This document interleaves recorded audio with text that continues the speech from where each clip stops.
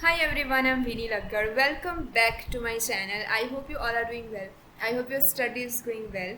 हमने शुरू किया था क्लास 12th केमिस्ट्री सेमेस्टर 2 का first chapter haloalkanes and hello arenes.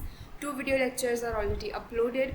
हमने सेकेंड वीडियो लेक्चर के अंदर देखा था कि हेलो आल्केन्स की हम प्रिपरेशन किस तरीके से करेंगे। 3 मेथड वहाँ पे देखी थी एंड इस वीडियो लेक्चर के अंदर हम देखने वाले हैं कि प्रिपरेशन ऑफ हेलो एरीन्स किस तरीके से करेंगे। ठीक है, हेलो एरीन्स यानी कि जो एरोमेटिक सिस्टम के साथ अगर हेलोजन एटम जुड़ा हुआ होता है तो इसे हम बोलेंगे हेलो एरीन्स। इसकी प्रिपरेशन के लिए मेजर 2 आपकी जो मेथड है आपके सिलेबस के अंदर वो हम देखने वाले हैं। सबसे पहली मेथड है फ्रॉम हाइड्रोकार्बन्स यानी कि जिसके अंदर कार्बन एंड हाइड्रोजन एटम होंगे बाय इलेक्ट्रोफिलिक सब्सटीट्यूशन। ठीक है, इलेक्ट्रोफिलिक सब्सटीट्यूशन क्या है वो भी हम इस वीडियो लेक्चर के अंदर डिस्कस कर रहे होंगे। From amine by Sandmeyer reaction, amine compound का यूज़ करके, सेंडमेयर एक आपकी रिएक्शन का नाम है, उस रिएक्शन से हम बना रहे होंगे हेलो एरीन्स। ठीक है, तो शुरू करते हैं। सबसे पहले हम देखेंगे कि हाइड्रोकार्बन में से इलेक्ट्रोफिलिक सब्सटीट्यूशन के तौर पे हम किस तरीके से आपकी जो हेलो एरीन है वो बनाएंगे। तो सबसे पहले हम एक चीज़ क्लियर कर देते हैं कि इलेक्ट्रोफिलिक सब्सटीट्यूशन क्या है। आई होप आपने पढ़ा हुआ होगा, लेकिन जस्ट फॉर योर इन्फॉर्मेशन, और अगर किसी को नहीं पता है आपका रिविजन हो जाएगा। ठीक है, इलेक्ट्रोफिलिक सब्सटीट्यूशन में होता क्या है कि reaction in which functional group is replaced by electrophile. ठीक है, यहाँ पे आप नाम से देख सकते हो कि इलेक्ट्रोफिलिक है। ठीक है, यानी कि इलेक्ट्रोफाइल जो है वो आपका जो सब्सटीट्यूट ग्रुप है उसको रिप्लेस कर रहा होगा, सब्सटीट्यूट कर रहा होगा, तो इसे हम बोलेंगे इलेक्ट्रोफिलिक सब्सटीट्यूशन। ठीक है, यहाँ पे देखिए आपकी बेंजीन रिंग है। अभी हम बेंजीन रिंग को इसलिए मेंशन कर रहे हैं क्योंकि हमें यहाँ पे हेलो एरीन्स बनानी है। ठीक है, तो हम एरोमेटिक रिंग के तौर पे हमने बेंजीन ले लिया, उसके ऊपर मान लीजिए कि कोई भी एक सब्सटीट्यूट आर लगा हुआ है। इस सब्सटीट्यूट को इलेक्ट्रोफाइल यानी कि ई प्लस जो है वो रिप्लेस करेगा और आपका ई जो है वो आर के जगह पे चला जाएगा और आर जो है वो एज इलेक्ट्रोफाइल निकल जाएगा। ठीक है, इलेक्ट्रोफाइल कौन सी स्पीशीज़ होती है जिसके ऊपर पॉजिटिव चार्ज होता है। क्यों पॉजिटिव चार्ज वाली स्पीशीज़ को हम इलेक्ट्रोफाइल बोलते हैं। इलेक्ट्रोफाइल यानी कि इलेक्ट्रॉन लविंग, फाइल का मतलब होता है लविंग। ठीक है, तो इलेक्ट्रोफाइल यानी कि जिसको इलेक्ट्रॉन के प्रति अट्रैक्शन हो, तो अगर वो खुद पॉजिटिवली चार्ज होगा तभी तो वो इलेक्ट्रॉन यानी कि नेगेटिवली चार्ज स्पीशीज़ की तरफ अट्रैक्ट हो पाएगा। पॉजिटिव एंड नेगेटिव अट्रैक्ट होते हैं, राइट। तो जो हमारा इलेक्ट्रोफाइल है अगर वो पॉजिटिवली चार्ज है तभी तो वो नेगेटिवली चार्ज इलेक्ट्रॉन की तरफ अट्रैक्ट हो पाएगा। दैट इज़ वाई इलेक्ट्रोफाइल के ऊपर जो इलेक्ट्रोफाइल हम उसे कंसिडर करते हैं जिसके ऊपर पॉजिटिव चार्ज हो। तो इलेक्ट्रोफाइल के ऊपर हम पॉजिटिव चार्ज को रिप्रेजेंट करते हैं। ठीक है, चलिए तो इतना समझ में आया कि इलेक्ट्रोफिलिक सब्सटीट्यूशन क्या होता है, सब्सटीट्यूशन बाय इलेक्ट्रोफाइल स्पीशीज़। चलिए अभी हम देखते हैं कि हाइड्रोकार्बन जो होते हैं उसके अंदर हम इलेक्ट्रोफिलिक सब्सटीट्यूशन करके किस तरीके से आपकी हेलो एरीन्स हम बनाएंगे। यहाँ पे ये जो स्क्रीनशॉट है वो अगेन आपके एनसीईआरटी की बुक में से हमने लिया है, तो कोई भी इन्फॉर्मेशन आपकी गलत नहीं है। अब इसको एज इट इज़ आपके बुक के आपके आंसर के अंदर एग्जाम में लिख सकते हो। ठीक है, वन बाय वन हम देखेंगे। Aryl chlorides and aryl bromides can be easily prepared by electrophilic substitution of arenes with chlorine and bromine respectively in the presence of Lewis acid catalyst like Lewis acid and catalyst like iron or iron 3 chloride।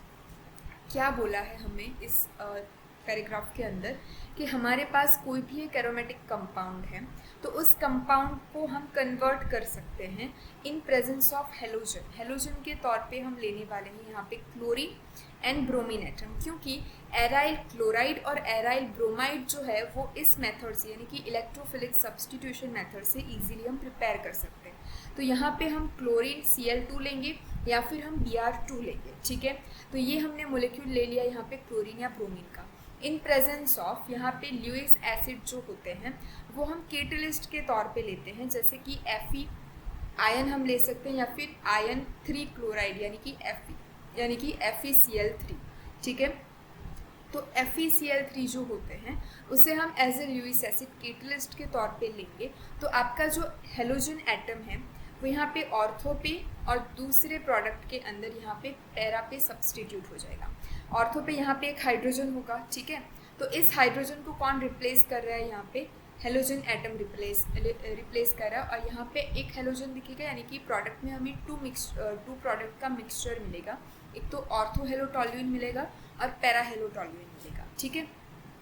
Ortho and para isomer, इन दोनों को हम क्या बोलेंगे, isomer बोलेंगे। Can be easily separated due to large difference in their melting point, इन दोनों का जो मेल्टिंग पॉइंट है वो बहुत ज़्यादा डिफरेंस है। अगर एक का 50 डिग्री है सपोज कर लेते हैं, तो दूसरे का 100 डिग्री होगा, तो मेल्टिंग पॉइंट के अंदर बहुत ज़्यादा डिफरेंस है, दैट्स वाई हम इसे ईजिली डिफ्रेंशिएट कर पाएंगे। 50 डिग्री पे अगर जो हमें मिल जाएगा वो हमें मिल जाएगा, मान लीजिए कि ऑर्थो हेलोटोल्यूइन मिलेगा, उसके बाद जो बचेगा वो आपका पैरा हेलोटोल्यूइन मिलेगा, ठीक है। तो इस तरीके से हम इसको डिफ्रेंशिएट इजीली कर सकते हैं। Reaction with iodine are reversible in nature and require the presence of an oxidizing agent. अगर हमें यहाँ पे क्लोरो या ब्रोमो की अलावा आयोडाइड बनाना है, यानी कि आयोडाइड को अगर हमें यहाँ पे रिप्लेस करवाना है, ठीक है, तो अगर हमें रिएक्शन करवानी है आयोडीन के साथ, तो हमें किसकी प्रेजेंस चाहिए, ऑक्सीडाइजिंग एजेंट की, यानी कि जो ऑक्सीडेशन कर सके। ऑक्सीडाइजिंग एजेंट कौन से होते हैं, HNO3, यानी कि आपका जो नाइट्रिक एसिड है HiO4, ठीक है, उसकी हमें प्रेजेंस में आयोडीन के साथ रिएक्शन करवानी पड़ेगी to oxidize the HI formed during iodination, ठीक है। HI जो आयोडीनेशन की जो प्रोसेस होती है उसके अंदर बीच में आपका हाइड्रोजन आयोडाइड मिलेगा, आपको बीच के अंदर इंटरमीडिएट मिलेगा हाइड्रोजन आयोडाइड। तो हाइड्रोजन आयोडाइड का ऑक्सीडेशन करवाने के लिए हमें ऑक्सीडाइजिंग एजेंट की रिक्वायरमेंट होगी, अगर हमें आयोडीन को रिप्लेस करवाना है यहाँ पे, ठीक है। Fluoro compound are not prepared by this method due to high reactivity of fluorine. Fluorine जो होते हैं वो साइज़ में बहुत ही छोटे होते हैं, उसकी रिएक्टिविटी बहुत ज़्यादा होती है, तो उसके छोटे कद की वजह से, उसकी रिएक्टिविटी ज़्यादा होने की वजह से हम जो फ्लोरीन कंपाउंड है वो हम बना नहीं पाते, यानी कि फ्लोरो एरीन्स जो होते हैं, ठीक है। यहाँ पे हमने क्या बोला कि हेलो के अंदर हमने क्लोरीन लगा दिया, ब्रोमीन लगा दिया, एक टाइम पे हम आयोडीन कंपाउंड को भी बना सकते हैं अगर हम ऑक्सीडाइजिंग एजेंट को यूज़ करें तो, ठीक है। लेकिन फ्लोरो कंपाउंड जो है, फ्लोरो एरीन्स जो है वो बनाना इम्पॉसिबल है due to its high reactivity, ठीक है। चलो नेक्स्ट हमारी जो मेथड है वो है हमारी from amine by Sandmeyer reaction. Sandmeyer reaction जो है वो किसके साथ वर्क करती है, एमाइंस के साथ वर्क करती है। तो इसका सबसे पहले हम डिस्क्रिप्शन पढ़ेंगे। When a primary aromatic amine, इसका क्या मतलब हुआ, सबसे पहले तो प्राइमरी यानी कि NH2 ग्रुप, एमिनो ग्रुप जो है वो ऐसे कार्बन के साथ जुड़ा हुआ होगा जो आपका सिर्फ एक ही कार्बन के साथ जुड़ेगा, ठीक है। यहाँ पे देखिए ये जो NH2 है वो सिर्फ एक ही कार्बन के साथ जुड़ा हुआ है, ये जो यहाँ पे जो नाइट्रोजन है वो एक ही कार्बन के साथ जुड़ा हुआ है, तो उसे हम बोलेंगे प्राइमरी। एरोमेटिक यानी कि एरोमेटिक रिंग के साथ जुड़ा हुआ है, ठीक है। तो प्राइमरी एरोमेटिक एमाइन डिजोल्व और suspended in cold aqueous mineral acid, ठीक है। कोल्ड यानी कि ठंडा लेना है, एक्वियस मिनरल एसिड हमें लेने हैं, ठीक है।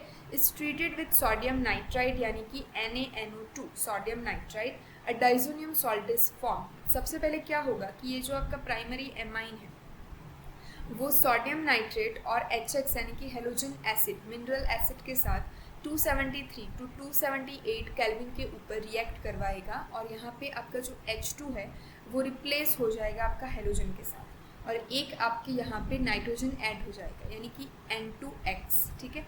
तो ये इस पूरे कंपाउंड को हम बोलेंगे बेंजीन डाइजोनियम हैलाइड, ये आपका बेंजीन, और ये जो आपका N डबल बॉन्ड N आएगा उसे हम बोलेंगे diazo salt, diazo group, N double bond N जो आएगा इस N2 को हम रिप्रेजेंट करेंगे N ट्रिपल बॉन्ड या फिर N डबल बॉन्ड N से, तो इसे हम बोलेंगे डाईएजो, ठीक है। तो डाईएजोनियम हैलाइड ये आपका आएगा हैलाइड, यानी कि बेंजीन डाइजोनियम हैलाइड सबसे पहले स्टेप के अंदर प्रिपेयर होता है। अभी इस बेंजीन डाइजोनियम क्लोराइड जो है वो किस सॉल्ट के साथ कंबाइन होगा, क्यूप्रस क्लोराइड के साथ या फिर क्यूप्रस ब्रोमाइड के साथ, डिपेंड अपॉन कि आपको कौन सा हेलोजन कंपाउंड चाहिए। अगर आपको एराइल हैलाइड के तौर पे अगर आपको यहाँ पे क्लोरीन एटम चाहिए तो अगर आप यहाँ पे यूज़ करोगे Cu2Cl2 यानी कि क्यूप्रस क्लोराइड यूज़ करोगे। अगर आपको ब्रोमीन एटम यहाँ पे चाहिए तो आप क्यूप्रस ब्रोमाइड यूज़ करोगे, ठीक है। तो एराइल हैलाइड आपको यहाँ पे इस तरीके से मिलेगा व्हेन आप क्यूप्रस हैलाइड के साथ बेंजीन डाइजेनियम हैलाइड की रिएक्शन करवाओगे तो आपका जो एक्स है वो आपको यहाँ पे मिल जाएगा और N2 जो है वो गैस के तौर पे इवॉल्व हो जाएगा यानी कि निकल जाएगा। तो ये आपकी जो प्रोसेस थी उससे हम बोलेंगे सेंड मेयर रिएक्शंस। रिवाइज कर लेते हैं। सबसे पहले आपका प्राइमरी एरोमेटिक एमाइन लेंगे, उसका सोडियम नाइट्रेट और हेलोजन एसिड के साथ आप रिएक्शन करवाओगे तो बेंजीन डाइजोनियम हैलाइड आपका मिलेगा। आपको देखिए एक्स के तौर पे आप क्लोरीन या फिर ब्रोमीन ले सकते हो, ठीक है। अभी आपका जो बेंजीन डाइजोनियम हैलाइड आपने बनाया उसकी रिएक्शन आप क्यूप्रस हैलाइड के साथ करवाओगे। क्यूप्रस हैलाइड के साथ अगर आप रिएक्शन डाइजोनियम क्लोराइड की कराओगे तो आपको मिलेगा क्लोरोबेंजीन। अगर क्यूप्रस ब्रोमाइड के साथ आप बेंजीन डाइजोनियम क्लोराइड की रिएक्शन करवाओगे तो आपको यहाँ पे मिलेगा ब्रोमोबेंजीन और नाइट्रोजन गैस के तौर पे आपको बाहर निकलता हुआ मिलेगा।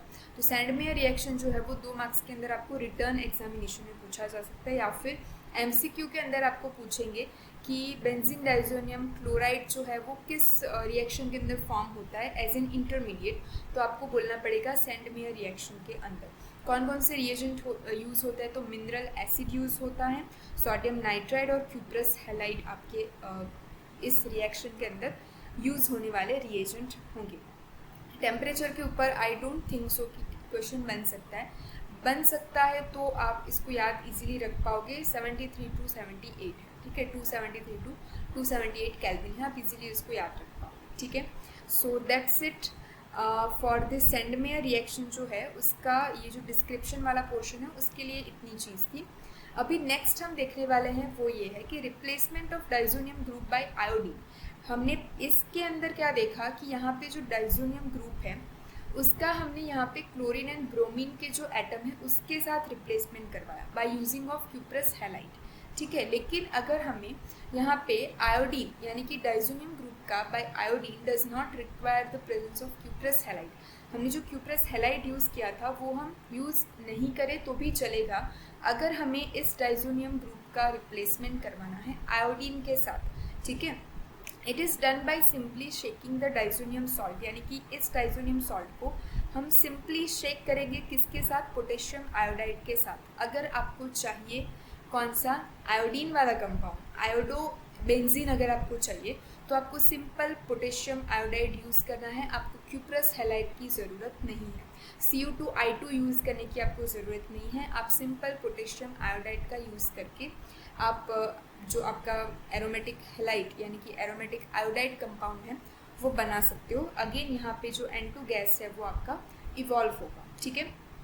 फ्लोरीन के साथ आप रिएक्शन नहीं करवा सकते क्योंकि वो बहुत ही ज़्यादा रिएक्टिव है, जैसे हमने पिछले रिएक्शन के अंदर देखा था।